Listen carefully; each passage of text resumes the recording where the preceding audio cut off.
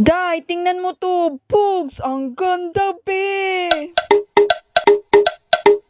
Umorder nga ako nitong O2O face powder dahil balita ko 24 hours oil control daw ito. Waterproof and matte finish.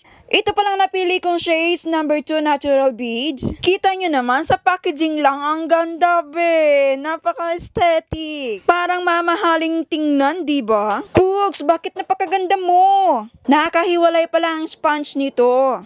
Unwrap na natin ang mirror, syempre. So as you can see, hindi ako naglagay ng foundation. Kilay lang talaga. O diba, dampi-dampi lang yan. Kita mo naman ang difference ang right side and left side. Napaka-flawless niya, be. Dahil sabi nila, ito daw ay full coverage, flawless, matte finish. Kaya i-apply na natin all over my face. Para makita natin kung talagang totoo. Bugs, diba? Flawless niya, be. Oy, sino ka dyan? Sabi nga nila, ito daw ay waterproof, kaya product testing tayo. Oh, bugs! Dry pa rin siya, be.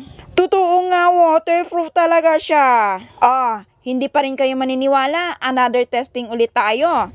Nilublob ko na yan sa tubig, ha? Pero andyan pa rin siya, be. Ano, naniniwala na kayo? Kaya ako sa'yo, Jai, bumili ka na dahil proven and tested na ito.